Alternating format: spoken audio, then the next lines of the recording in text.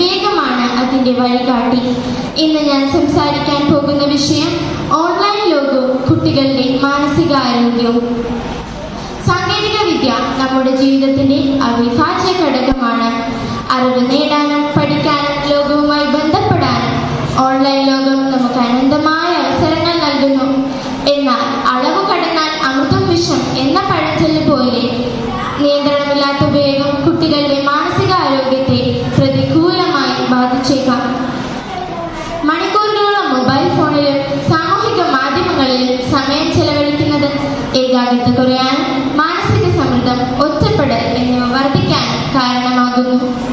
Cyber ഭീഷണികളും തെറ്റായ വിവരങ്ങളും മറ്റുള്ളവരുമായി നിരന്തരം താരതമ്യം ചെയ്യുന്നതും കുട്ടികളുടെ ആത്മവിശ്വാസത്തെ ദുർബലമാക്കും.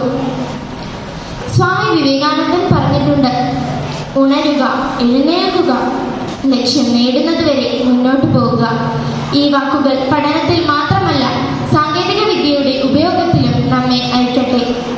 ഓൺലൈൻ ലോകത്തെ വിവേകത്തോടെ ഉപയോഗിക്കാനും ഉത്തരവാദിത്വത്തോടെ പ്രവർത്തിക്കാനും കുടുംബത്തോടൊപ്പം സമയം ചെലവഴിക്കാനും കളിക്കാനും പഠിക്കാനും എല്ലാം പ്രകൃതിയോടും ചേർന്ന് ജീവിക്കാനും നാം ശീലിക്കണം.